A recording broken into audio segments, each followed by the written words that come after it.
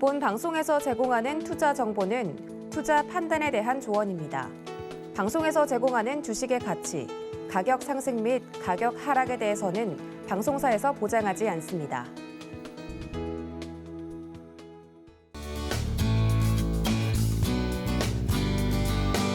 해외 선물 신세계 리턴즈 시청자 여러분 안녕하십니까? 성견 선생입니다. 자, 오늘 금요일 밤입니다. 오늘 금요일 밤에는 제가 오늘 좀 특별한 시간을 마련했는데요. 바로 영국의 사례를 비춰 국채 금리 그리고 국채 가격에 대해서 우리 공부해보는 시간 갖도록 하겠습니다. 자, 오늘은 정말 해외 시장의 가장 큰 핫 이슈죠. 영국입니다. 영국이 요즘에 경제가 좀 굉장히 어렵습니다. 인플레이션도 굉장히 좀 심화가 돼서 영국의 사례로 보는 국채 가격, 국채 금리, 스프레드와 프로세스에 관해서 제가 오늘 설명을 드리도록 할 것이고요. 오늘 이 한 50분 정도 시간 여러분들 집중해서 들어주시면 국채 가격과 국채 금리에 대한 이 프로세스 전부 다 완벽히 머릿속에 집어넣으실 수 있을 거라고 제가 확신합니다. 자, 시작하겠습니다. 보리스 존슨 전 영국 총리고요. 현재 리즈 트러스 영국 총리입니다. 많은 분들이 아직도 이분이 총리인 줄 아시는 분들이 좀 있습니다. 예, 머리가 또 조금 덥수룩하고 많이 헤집어져 있죠. 자, 올해 9월에 영국은 총리가 교체가 됐습니다. 제가 백그라운드 지식을 조금만 좀 설명을 드릴게요. 자, 올해 9월에 영국 총리가 교체가 됐어요. 보리스 존슨 총리에서 리즈 트러스 총리로 일단은 교체가 됐습니다. 영국은 의원 내각제죠. 영국은 의원 내각제이기 때문에 다수당의 대표가 총리직을 맡게 됩니다. 총리직을 맡게 돼서 다수당 보수당입니다. 보수당이고요. 영국의 보수당 대표인 트러스 대표가 총리직을 지금 맡게 되는 이런 상황이 빚어졌습니다. 총리에서 중간에 이제 낙마를 했죠. 중간에 임기를 다 채우지 못하고 일단은 낙마를 했는데 낙마한 이유 같은 경우에는 뭐 정치적인 이유가 좀 많기 때문에 여기에서는 스킵을 좀 하도록 하겠습니다. 자, 그래서 일단 중요한 거는 보리스 존슨 총리에서 지금 현재 리즈 트러스 총리로 일단은 교체가 된 지 한 달 정도 됐습니다. 일단은 한 달이 좀 안 됐어요. 이 정도 됐는데 지금 영국이 세계 글로벌 시장을 굉장히 임팩트 있게 타격을 주고 있다라고 여러분들이 일단은 생각하시면 되고, 자, 이분이 트러스 총리가 뭘 했냐면 감세 정책입니다. 자, 세금을 감면해주는 공약을 들고 나왔습니다. 당대표 선거를 할 때 감세를 한다라는 공약을 가지고 나와서 어떻게 됐습니까? 대표가 됐습니다.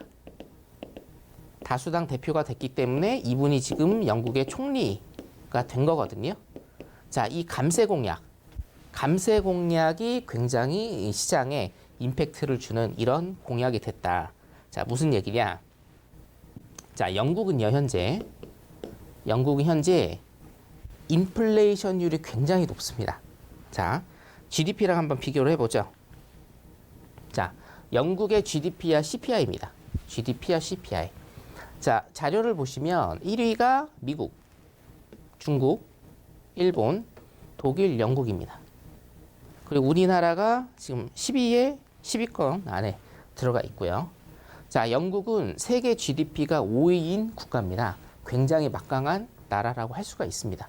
세계 경제에 충분히 임팩트를 줄 만한 그런 나라다라고 여러분들이 생각을 하시면 되겠고, 자, 그런데 지금 현재 미국도 그렇고요. 유럽연합도 그렇고, 그죠? 아시아도 그렇고, 우리나라 포함한 아시아도 그렇고, 현재 모든 나라들이 인플레이션 때문에 굉장히 고통을 받고 있습니다. 영국도 마찬가지예요. 자, 영국의 CPI 지표, 소비자 물가 지수를 일단 보시면 영국 같은 경우에 지금 소비자 물가 지수가 10%를 넘었고요. 8월 달은 9월 달도 9.9%입니다. 그리고 현재 10월 달 예측도요. 10%가 넘어갑니다.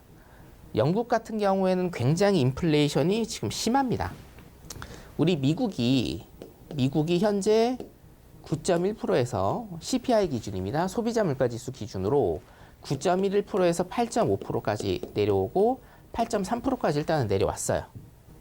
8.3%까지 일단은 내려왔습니다.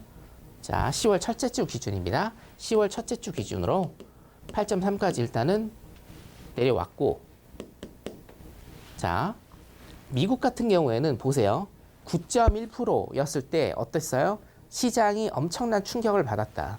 9%에도 엄청난 충격을 받았는데 지금 현재 영국은요 10%가 넘어가고 있다. 그리고 더 중요한 걸 제가 말씀드리면 현재 영국이 10%가 넘어가는데 이거는요 올해 연말에 12%에서 14%까지 예상이 됩니다. 연말에 이 정도 예상이 되고 내년 2023년입니다. 2023년이 피크입니다. 이때 소비자 물가지수 기준으로 영국이 22%까지 치솟을 것이다 라는 예측까지 나온 상황입니다. 그래서 영국은 인플레이션이 굉장히 심한 현재의 상황인데 자, 트러스 총리가 지금 어떻게 했나요? 감세 정책을 갖고 나왔습니다. 감세 정책. 그리고 이 감세 정책을 실현하려고 했었죠. 물론 지금은 조금 스탑 상태입니다. 스탑 상태인데 감세 정책이 당 대표가 되는 첫 번째 공약이었기 때문에 이 공약을 무조건 지워버릴 수는 없을 거라고 일단은 생각을 해요. 일단은 지금 스탑 상태다. 자, 감세 정책은 여러분들이 생각을 해보세요. 인플레이션이라는 건 뭡니까? 인플레이션이라는 건 통화량이 많은 거거든요. 일단 그렇죠? 통화량이 많은 거예요.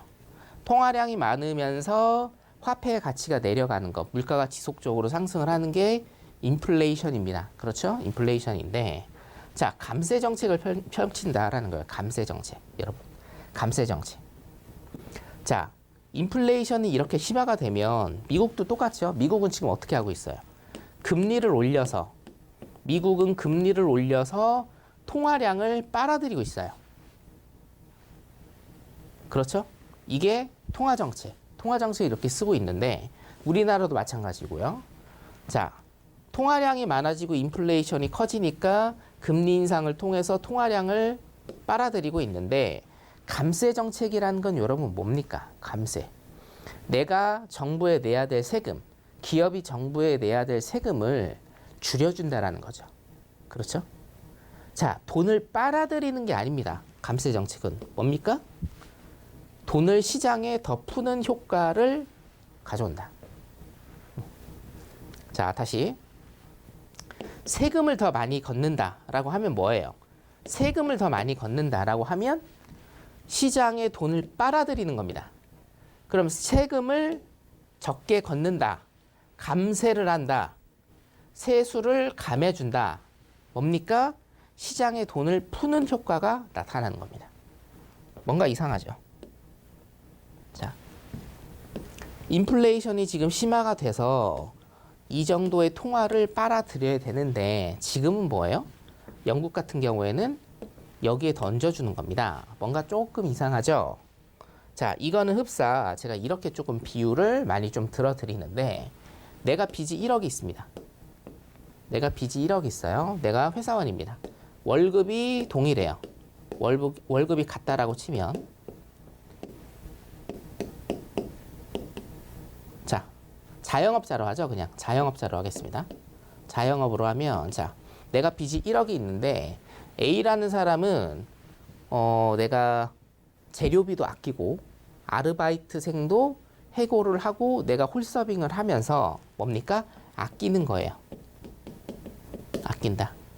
들어가는 투입 비용을 줄이는 겁니다. 투입 비용을 줄여서 뭡니까? 내가 아껴서 빚을 갚는다. 그게 A라는 자영업자. 자, 내가 들어오는 돈은 똑같은데 아끼는 거예요. 생활비든 뭐든 아껴가지고 그걸로 빚을 갚겠다. 이게 A. 이게 뭡니까? 거의 모든 전 세계에서 지금 현재 지금 현재 쓰고 있는 통화정책. 금리 인상으로 어떻게 해요? 통화량을 흡수하는 정책을 지금 쓰고 있는 거고, 자, 영국 그리고 중국.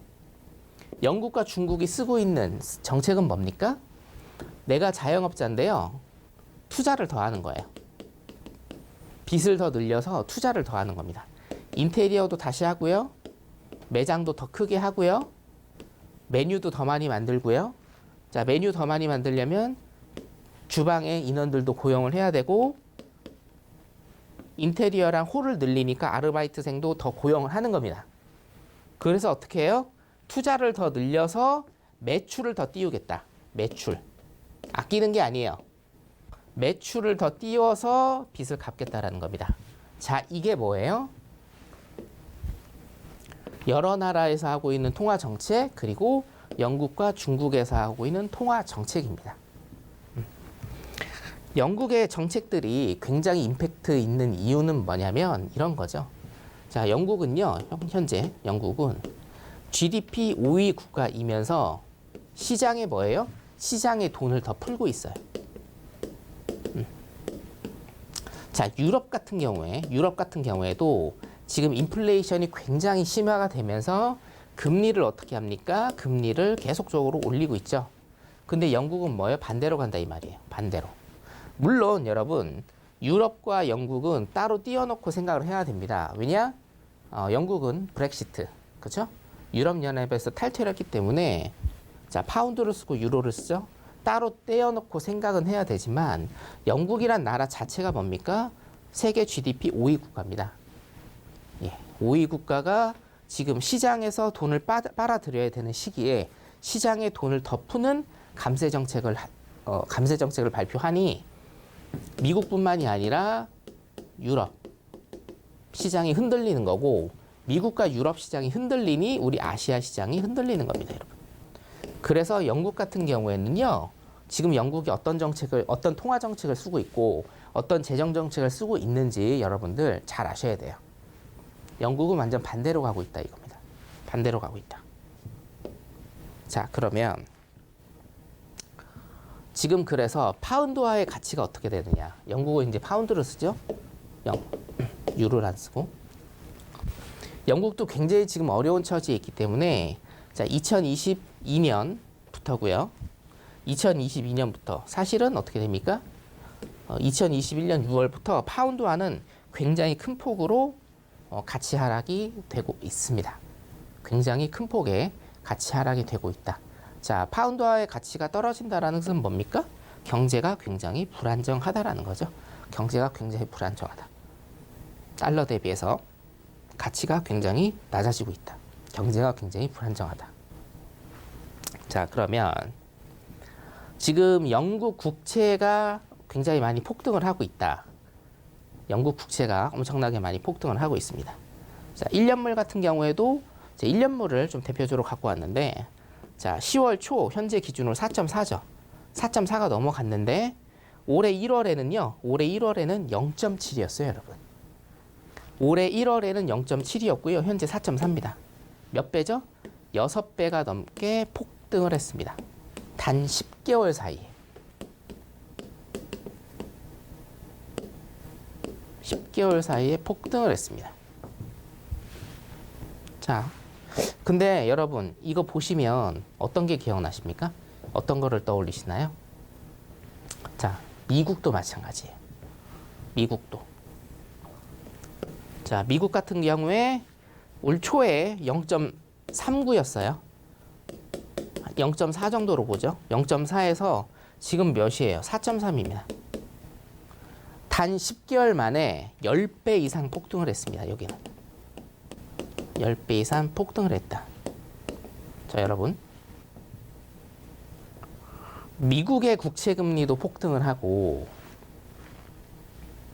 영국의 국채금리도 폭등을 했습니다. 자, 인플레이션이 굉장히 심화된 상황에서 경제가 안 좋아질 거라는 생각 중에 왜 국채금리가 폭등을 하느냐. 여러분, 해외 시장을 보시고 해외 선물을 하시고 주식도 사실은 마찬가지입니다. 국내 주식, 해외 주식 전부 다 마찬가지입니다, 여러분. 여러분들이 금융 투자를 하실 거면 제일 1순위로 알아야 되는 게 뭐냐면 국채입니다. 채권이에요, 채권. 근데 채권은 많이들 어려워하시죠.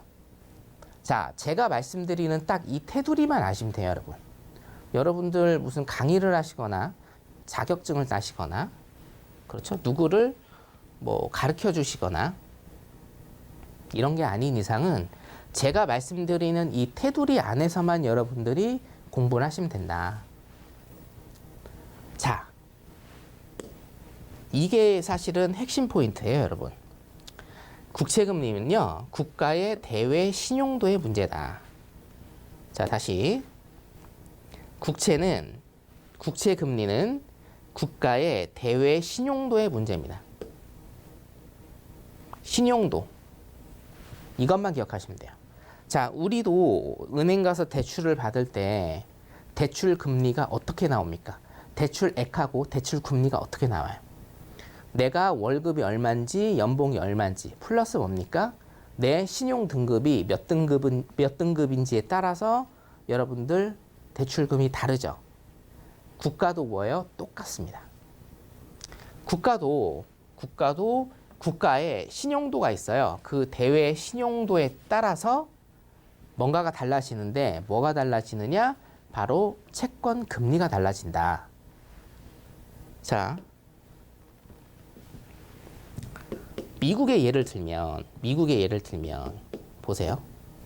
미국이란 나라가 국채를 발행합니다.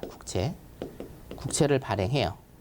그러면 이 국채 같은 경우에 개인들은 사실은 잘 못 사요.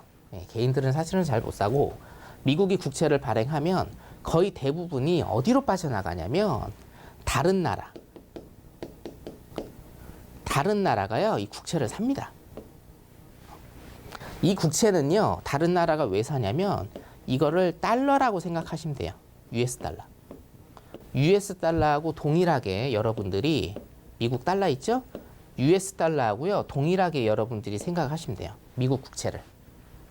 자, 이거는 좀 사이드 얘기인데 우리가 외환 보유고가 있지 않습니까? 외환 보유고라고. 자, 우리나라의 달러가 얼마나 쌓여 있는가를 나타내는 게 외환 보유고죠. 창고고자를 쓰는 겁니다. 외환 보유고예요. 자, 그러면 예를 들면 한국은행 가면 한국은행 금고에 달러가 막 이렇게 쌓여 있느냐? 아닙니다. 달러 없어요, 여러분. 외환 보유고라고 하면 여러분들 달러를 쌓아두고 있다라고 생각하시는 분들이 많을 것 같은데 달러 없습니다, 여러분. 있기는 있는데 조금 있어요. 여러분들이 생각하시는 거에 극소수밖에 없습니다. 뭐가 있냐면 미국 국채가 있습니다. 미국 국채가 있어요. 달러랑 똑같은 기능을 하는 겁니다. 자, 미국이란 나라가 국채를 발행을 해요. 국채를 발행을 합니다. 자, 이거를 누가 삽니까? 누가 산다고 했나요? 제가? 다른 나라가 사요. 왜 삽니까? 국채를 사면 이자를 받죠. 그러니까 사는 거예요. 다른 나라가. 그런데 여기에서 중요한 것. 자, 미국 국채와 저기 뭐 제가 이거는 뭐 어느 나라를 비하해서 말하는 게 아닙니다. 콩고 국채 혹은 베네수엘라, 그렇죠? 베네수엘라. 요즘에 굉장히 어려운 베네수엘라, 뭐 리비아 혹은 브라질. 브라질 채권 유명하죠, 여러분? 네, 브라질 펀드 유명하죠. 자, 미국과 이런 나라들이 발행하는 국채를 비교를 해보면 여러분들은 어느 국채를 사시겠습니까? 당연하죠. 물어볼 필요도 없습니다. 미국 국채를 사죠. 왜 미국 국채 사세요? 한 가지, 단 한 가지예요. 뭐예요? 안전하니까. 브라질 채권 같은 경우에는요, 여러분 40%짜리도 있어요. 예, 연리 40%짜리도 있습니다. 근데 브라질 채권 40% 준다라고 해서 삽니까? 안 사죠. 뭐 사요? 미국 채권 산다고. 미국 채권. 왜? 그냥 안전하니까. 이 이유 하나입니다. 안전하기 때문에. 국채는 뭐예요? 국채는 나라에서 발행을 하는 채권이 있기 때문에 보증을 누가 합니까? 나라에서 합니다. 보증을 나라에서 하죠. 그렇기 때문에 미국이란 나라가 무너지지 않는 이상은 이 채권은 뭡니까? 안전하다라는 겁니다. 안전. 그리고 미국을 사람 취급한다라고 하면 뭐예요? 신용도가 최상급이다. 오케이? 자, 그러면 국채금리가 왜 폭등을 하고 내리는 것인가? 자, 보세요. 국채의 정의에 대해서, 국채의 의미에 대해서 제가 일단 설명을 드렸어요. 대외 신용도의 문제다. 자, 국채라는 건 뭡니까? 국채 이꼬로 신용도가 돼요. 신용도. 자, 그러면 단순합니다, 여러분. 자, 미국이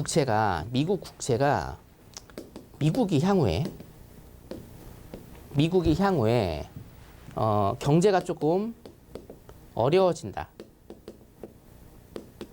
경제가 어려워진다라는 생각이 들면, 미국 국채를 사겠습니까, 여러분? 물론 여러분, 미국 국채는 신용도가 굉장히 높기 때문에 사기는 사요.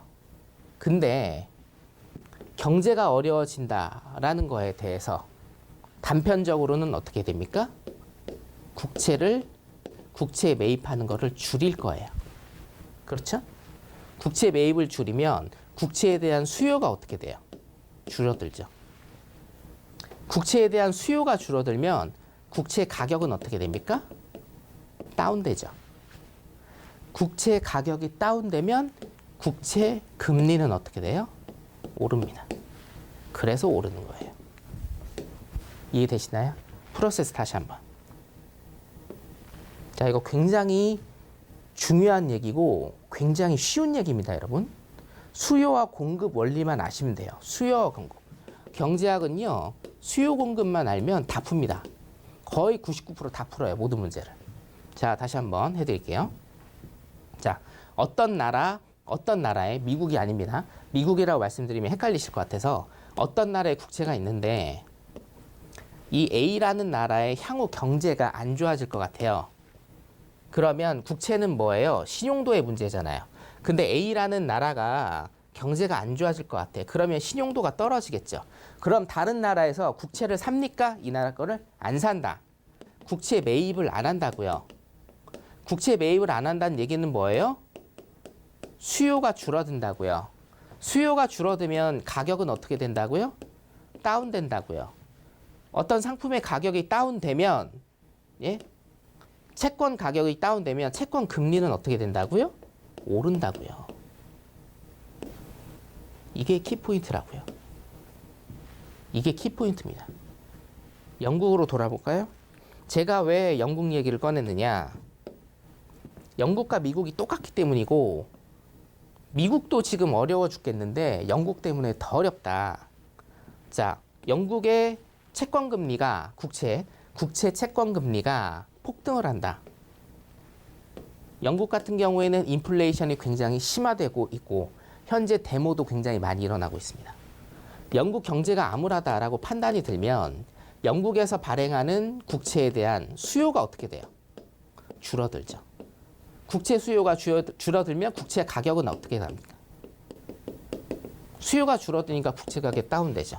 국채 가격 다운되니까 국채 금리는 어떻게 돼요? 오르는 겁니다. 국채 가격 오르는 거예요. 그래서 국채 금리입니다. 금리로 제가 수정할게요. 여기 적혀 있죠? 그래서 국채 금리가 지금 오르면 안 좋은 겁니다. 그래서 여러분들 나스닥 시장을 보실 때도 미국의 2년물, 10년물 국채 금리가 상승을 하면 나스닥, S&P, 다우가 떨어지는 겁니다. 그래서 국채 금리가 오른다라는 것은 이 프로세스로 인해서 뭐예요? A라는 국가의 경제 전망이 어둡다. 그래서 뭡니까? 국채 금리가 오르면 지수는 폭락한다. 이게 영국, 미국, 우리나라 모든 시장에 공통적으로 적용이 되는 겁니다. 영국 사례를 비춰서 제가 첫 번째 뭘 말씀드렸습니까? 영국 사례를 빗대서 국채에 대한 의미, 뭐예요? 신용도다. 그리고 국채 금리가 이런 프로세스로 오른다. 그렇기 때문에 국채 금리가 오른다라는 것은 이 나라의 경기 전망이 어려운 것이다 라는 것을 제가 설명드린 겁니다. 이해되시죠? 어렵지 않죠? 뭐예요? 수요 공급 이론만 아시면 돼요. 자, 그래서 여기에서 제가 신문 기사를 하나 조금 가져왔습니다. 이것도 요즘에 굉장한 핫 이슈고요. 여러분들이 이 채권에 대한 제 강의를 들으시면 굉장히 몇 개만 조금 플러스 하시면 굉장히 쉽게 여러분들이 해석을 하실 수가 있습니다. 한번 읽어볼게요. 자, 한국경제신문 거를 제가 갖고 왔고요. 영국은행의 총재, 베일리 총재입니다. 영국은행, 영란은행이라고 우리가 하죠. 베일리 총재가 자, 오는 14일 채권 매입 종료 전까지 모든 포지션을 마칠 것을 주문했다. 자, 여기에서 키워드는 베일리 총재라는 영란은행 총재가 14일 채권 매입 종료 전까지 모든 포지션을 맞춰라. 자, 우리는 이번 주말까지 채권 매입 프로그램에서 나올 것, 채권 매입 프로그램에서 나올 것. 자, 사흘 남았다. 채권 매입 프로그램에서 나올 날이 3일 남았다. 그러니까 이 베일리 총재는 뭔지는 잘 모르겠는데, 아직 뭔지는 모르시죠? 아직 뭔지는 모르겠는데 이번 주말까지 채권 매입 프로그램에서 나올 것이라고 발표를 했다. 자, 그런데 연기금협회는 반대되는 연기금협회입니다. 영국의 연기금협회는 성명을 내고 많은 연기금이 영국은행의 채권 시장 개입이 10월 31일까지 혹은 그 이후까지 연장되어야 한다고 생각한다라고 밝혔다. 자, 그는 누구예요? 베일리 총재입니다. 영란은행 총재는 다시 반박을 해요. 자, 채권 매입 프로그램에서 빠져나올 거라고 총재가 얘기했는데 영국의 연기금 협회는 아니라 아직 시기상조다, 빠져나오지 말자라고 얘기를 하니 베일리 총재가 다시 뭐라고 얘기했습니까? 채권 매입 프로그램은 통화정책 도구가 아니며 일시적이어야 한다고 강조했다. 자, 무슨 얘기예요? 무슨 얘기인지 잘 모르시겠죠? 자, 여러분들은 앞에서 제가 말씀드린 국채 금리, 국채에 대한 의미, 국채 금리가 폭등을 하는 의미, 그리고 국채 금리가 왜 폭등을 하는지에 대한 프로세스를 배우셨습니다. 여기에다 제 몇 가지 백그라운드 지식을 이용해서 제가 말씀드리는 지식을 이용해서 이 경제 기사를 한번 해석을 해볼게요. 자, 보세요. 영국은 경제 위기로 현재 채권 금리가 상승을 했어요. 그죠? 영국 지금 채권 금리가 폭등을 했습니다. 폭등을 했어요. 자, 이렇게 폭등을 한다라고 하니 영국 정부가 깜짝 놀란 겁니다. 누가요? 트러스 총리. 아까 제가 맨 처음에 말씀드린 트러스 총리가 자, 감세 정책을 발표했잖아요. 감세 정책을 발표하니 시장에서 돈을 빼내야 되는데 오히려 시장에 돈을 더 집어넣는다 라는 감세 정책을 발표하니까 시장이 엄청 깜짝 놀란 거예요. 아니, 인플레이션이 10%에 육박을 해. 그리고 내년 2023년 인플레이션이 최악의 경우 22%까지 지금 예측이 되는데 시장에서 돈을 빼오지 않고 뭐예요? 시장에 돈을 더 푼대. 그러니까 시장이 엄청 깜짝 놀라면서 어떻게 됐습니까? 채권금리가 폭등을 한 겁니다. 국채금리가. 이해되시죠? 자, 이걸 보고 영국이 깜짝 놀랐어요. 오른다라니까요. 근데 뭡니까? 영란은행 총재는 끝낸대요, 14일 날. 그래서 연기금들이 뭐예요? 반대를 하는 거예요. 뭐다? 연기금 협회는 성명을 내고 영국 은행의 채권 시장 개입이 10월 31일 14일 날 끝내지 말고 31일 혹은 그 이후까지 연장되어야 한다고 생각한다. 이해되시죠? 무슨 얘기인지. 그래서 영란은행과 연기금들의 이런 의견 충돌이 있다라는 겁니다. 이게. 그래서 베일리 총재는 뭐예요? 이거는 지금 통화정책이 아니다. 채권 매입하는 건. 영란은행에서 하는 통화정책이 아니다. 통화정책의 가장 대표적인 게 금리 인상입니다. 여러분. 통화정책 아니다. 그리고 그냥 이거는 일시적인 거다. 언발의 오줌 누기다. 라는 겁니다. 이 경제기사 이해되시죠? 이제 여러분. 확실히 이해되시죠? 이 경제기사 하나로 뭡니까? 지금 현재 영국이 처해져 있는 경제 상황. 영국이 왜 감세 정책을 펼쳤는지에 대한 배경 지식. 감세 정책이 지금 왜 안 좋은지에 대한 평가. 감세 정책으로 인해서 시장이 텀블럼,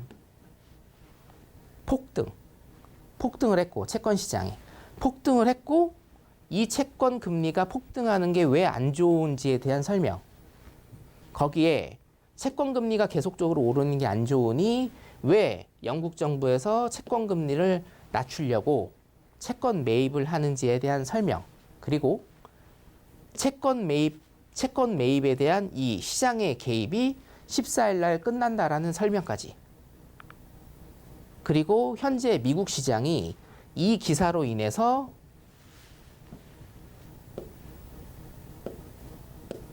현재 폭락 중임을 제가 말씀드리는 겁니다. 이 모든 게 전부 다 연결이 되는 거예요, 여러분. 이해되시죠? 무슨 얘기인지. 경제 그렇게 많이 어렵지 않습니다. 기초적인 것만 딱딱딱딱 잡으시면 돼요. 자, 그래서 정리를 해드리면 영국이 경제 위기로 채권 금리가 상승했죠? 그렇죠? 자, 그래서 뭡니까? 영국 정부가 채권 시장에 개입을 하는 거예요. 왜? 인위적인 수요를 상승시켜서 가격을 올려서 채권 금리를 떨어뜨리려고. 그런데 뭐예요? 10월 14일 날 채권 시장 개입 끝. 자, 이 채권 매입 같은 경우에도 제가 굉장히 비판을 조금 많이 했었습니다, 원래. 자, 이유는 뭐냐면 보세요. 이게 미국의 인플레이션하고 전부 다 지금 연결이 되는 건데, 자, 트러스 정리가 감세 정책을 일단은 폈어요. 아까도 말씀드렸다시피 인플레이션이라는 건 지금 돈이 많이 풀려 있는 상태입니다. 돈이 많이 풀려 있는 상태이기 때문에 이 돈을 뭐예요? 흡수를 해야 돼요. 흡수를 해야 되는 정책이 일단은 보편화된 정책인데, 자, 첫 번째 감세 정책은 뭐예요? 돈을 흡수하는 게 아니라 돈을 더 늘리는 거다. 채권 매입이라는 건 뭡니까, 여러분? 채권 매입. 자, 정부가 채권을 사요. 정부가 채권을 사요. 뭐로 사요? 돈 주고 사요. 자, 보세요, 여러분. 정부가 채권을 삽니다. 내가 슈퍼에 가서 음료수를 사 먹어요. 똑같죠? 그러면 나는 슈퍼 주인한테, 슈퍼 사장한테 음료수 값을 줍니다. 돈을 푸는 거예요. 국가가 채권을 삽니다. 그러면 정부가 사요. 그럼 그 돈이 어디로 가요? 시장으로 갑니다. 영국의 채권 매입 정책은요, 돈을 더 푸는 겁니다. 인플레이션이 굉장히 심해질 수 있어요. 영국의 인플레이션 문제는요, 자, 영국 국가 한 나라의 문제가 아닙니다, 여러분. 왜요? 세계 경제 5대국이기 때문에 굉장히 큰 영향을 미치게 될 것이다. 이 촌극 영국이 깜짝 놀랐습니다. 영국 정부와 영란은행이 깜짝 놀랐습니다. 지금 보이시죠? 여기에서 폭등한 거. 자, 채권 금리가 폭등을 하니 경제에 더 안 좋아진다. 그렇죠? 제가 프로세스 말씀드렸죠? 채권 금리가 폭등을 하니 이걸 뭐예요? 줄여야 돼요. 채권 금리를. 채권 금리가 폭등을 했으니까 이걸 줄여야 되겠죠. 자, 채권 금리를 줄여야 됩니다. 그죠? 자, 채권 금리를 줄이려면 어떻게 됩니까? 역으로 가볼까요? 채권 금리를 줄이려면 채권 가격을 올려야 됩니다. 그렇죠? 채권 가격을 올리려면 두 가지가 필요하죠. 첫 번째, 수요를 올리거나 혹은 뭐예요? 공급을 감소시키거나. 이해되시죠? 수요 공급 이론에서 모든 게 다 해결이 됩니다. 모든 게 다 시작이 되고. 자, 다시. 영국이 채권 금리가 폭등을 하니까 경제 안 좋아요. 그래서 채권 금리를 다운시켜야 돼. 채권 금리를 다운시키려면 채권 가격을 올려야 됩니다. 이거 같은 경우에는 제 채권 강의를 좀 들어보시면 이해가 굉장히 빠르실 겁니다. 자, 채권 금리를 낮추기 위해서 채권 가격을 올려야 돼요. 어떤 상품의 가격을 올리려면 수요 공급 법칙에 의해서 어떻게 돼요? 수요를 올리거나 공급을 낮춰야 돼요. 자, 공급 문제는 일단은 빼고 수요를 높여야 됩니다. 수요를 높이려면 어떻게 해야 돼요? 채권을 누군가가 사야 되겠죠. 국채나 채권이나 지금 여기에서 똑같으니까. 채권 가격을 높이려면 누군가가 사야 됩니다. 누군가가 사면 수요가 오를 것이고, 수요가 오르면 채권 가격이 올라갈 것이고, 채권 가격이 올라가면 국채 금리가 떨어집니다. 역으로 가면 돼요. 이렇게 똑같습니다. 똑같아요. 역으로 지금 뺑뺑이 도는 거예요. 그러면 채권을 누가 사야 돼요? 누가 사느냐? 정부가 삽니다. 정부가 오케이, 우리가 채권 사서 수요 높여서 채권 가격 높여서 채권 금리 다운시키겠다라는 겁니다. 이게 지금 한 달도 안 된 사이에 영국에서 빚어진 촌극입니다. 촌극. 정치가 경제를 잡아먹으면 얼마나 심각해진다는 것을 지금 올해 중국이 보여줬고요. 지금 현재 영국이 보여주고 있습니다. 정말 촌극이죠. 인플레이션이 심화된 그런 지금 현 상황에서, 인플레이션이 정말 심화된 상황에서 시장에 돈을 빨아들이는 게 아니고 오히려 시장의 돈을 더 뿌린대요. 그래서 뭡니까? 시장이 요동을 쳤고 이 요동친 거를 끌어내리기 위해서 인위적으로 영국 정부가 시장에 개입을 한 겁니다. 인위적으로 개입을 한 거예요. 이거를 얘기하는 겁니다. 자, 이 설명을 들으셨으니 경제 기사를 다시 한번 볼게요. 영국 은행의 앤드류 베일리 총재가 연기금들의 오늘 14일 10월 14일입니다. 채권 매입 종료 전까지 모든 포지션 재조정을 마칠 것을 주문했다. 자, 여기 키워드 뭐예요? 채권 매입 종료 전까지. 자, 영국 같은 경우에는, 영국은요, 제가 말씀드렸죠? 정부에서 채권 금리를 낮추기 위해서 정부에서 뭐예요? 채권을 매입하고 있어요, 현재. 근데 그걸 언제 끝낸다는 거예요? 14일 날 끝낸다고. 14일 날. 이해되시죠, 이제? 자, 여러분 보세요. 개입을 해서 채권 금리가 조금 내려왔어요. 조금. 많이는 안 내려왔습니다. 자, 조금 내려왔는데 개입을 해서 이 개입을 끝내버린대요. 그러면 채권 금리 어떻게 되겠습니까? 다시 오르겠죠. 오른 거를 낮추려고 개입을 했는데 이 개입을 끝낸대요. 그럼 뭐예요? 다시 올라요. 경제가 좋아질 모멘텀이 없잖아요. 지금 영국은. 이제부터 시작인데. 그러니까 채권금리 다시 지금 어디에서 일어나고 있느냐? 영국에서 일어나고 있는 현재의 영국의 상황. 이것을 채권 프로세스를 통해서 여러분들이 아실 수가 있다. 자, 그러면 앞으로 파운드하고 유로는 어떻게 될 것인가 라는 문제인데, 앞으로 파운드와 유로는 어떻게 될 것인가. 자, 여러분들 이 차트가 무슨 차트인지 아시나요? 유로 차트입니다. 유로 차트. 자, 앞으로 조금 지나가 보죠.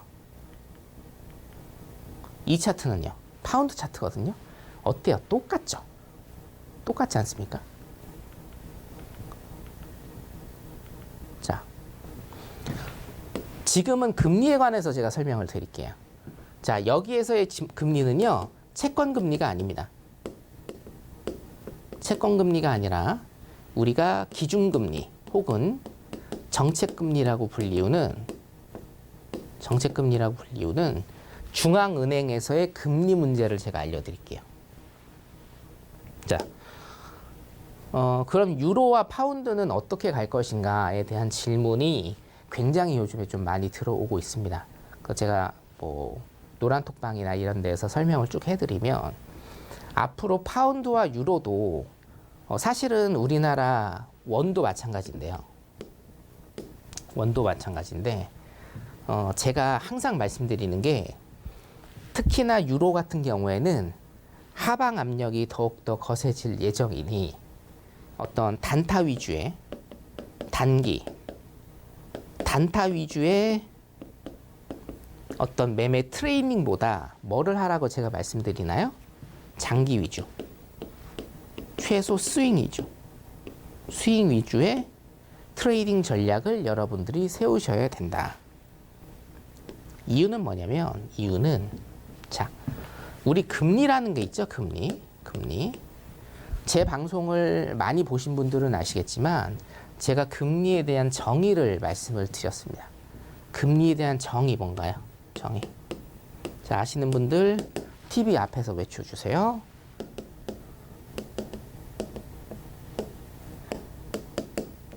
금리라는 건 뭡니까? 화폐의 가치입니다. 화폐의 가치. 금리라는 건 화폐의 가치가. 내가 어떤 은행이나 어떤 사람한테 돈을 빌리는데, 이 화폐의 가치가 그 사람한테 크면 금리를 더 많이 받고요. 화폐의 가치가 적으면 금리를 더 낮게 받을 겁니다. 예를 들면 이런 겁니다, 여러분. 내가 100억대 부자 친구한테 100만 원을 빌립니다. 10만 원을 빌린다고 하죠, 그냥. 100억대 부자인 친구한테 10만 원을 빌려요. 절친입니다. 그러면 이 친구는 10만 원을 빌려주면서 내가 정말 어렵다라고 10만 원을 빌립니다. 그럼 이 친구는 이거를 보편적으로 굉장히 절친이라고 하면 이자 받고 빌려주나요? 안 그렇죠? 이자 받고 안 빌려줍니다. 그냥 가지라고 할 수도 있어요. 너무 힘드니까. 그때는 뭐예요? 금리가 굉장히 낮은 겁니다. 이 사람한테는 10만 원이라는 돈이 화폐의 가치가 굉장히 낮으니까 금리가 낮다.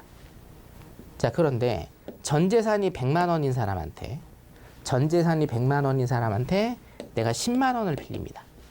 그러면 이 사람이 생각하기에 돈을 빌려주는 입장에서는 금리, 이자라고 일단 여기서 할게요. 이자를 어떻게 돼요? 단돈 몇 프로라도 받으려고 하죠. 왜냐? 화폐에 대한 가치가 다르기 때문에 그래요. 자, 그래서 금리라는 것은 뭐예요? 금리라는 것은 화폐에 대한 가치다.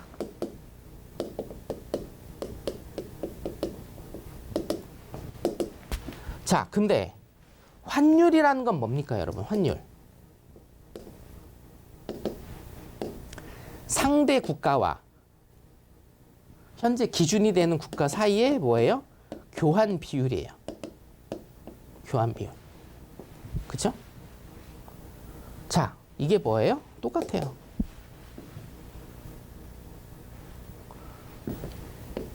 자, 금리는 화폐의 가치고 환율이라는 건 뭡니까? 상대 국가와 기준 국가, 우리 국가 사이의 교환 비율이란 말이에요.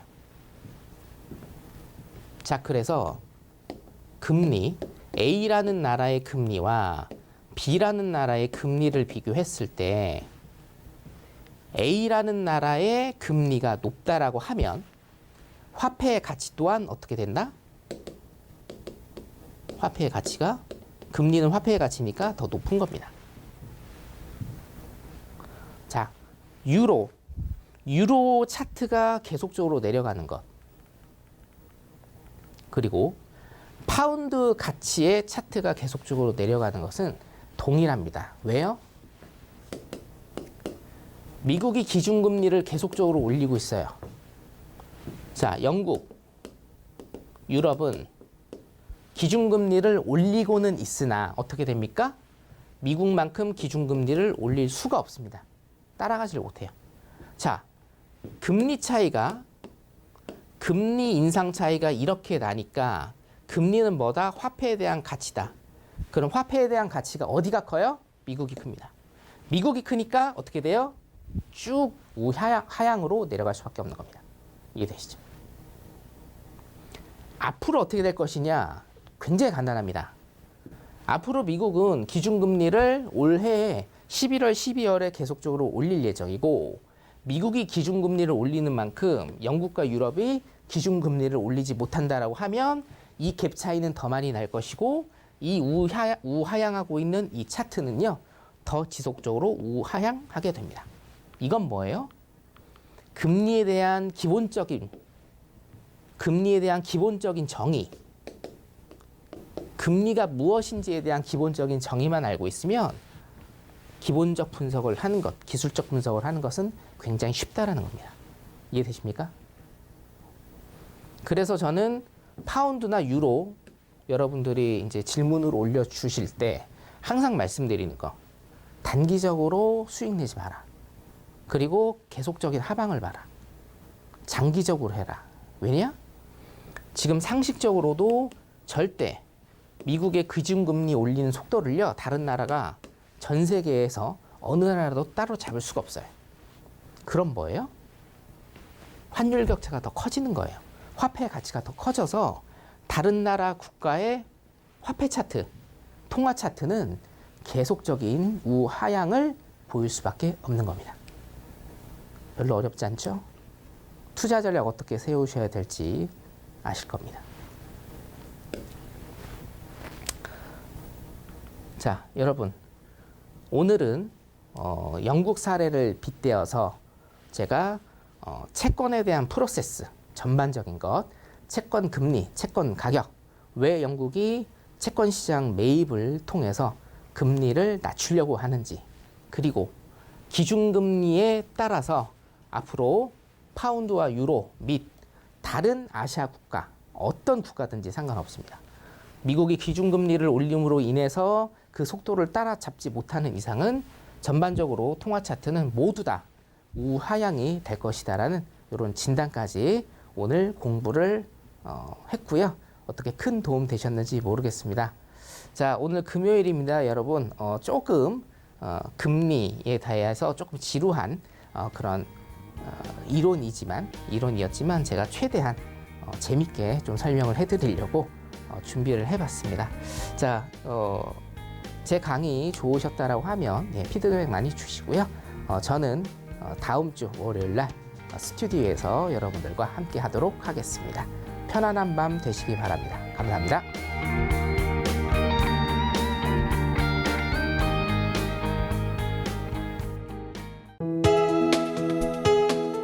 본 방송에서 제공하는 투자 정보는 투자 판단에 대한 조언입니다. 방송에서 제공하는 주식의 가치, 가격 상승 및 가격 하락에 대해서는 방송사에서 보장하지 않습니다.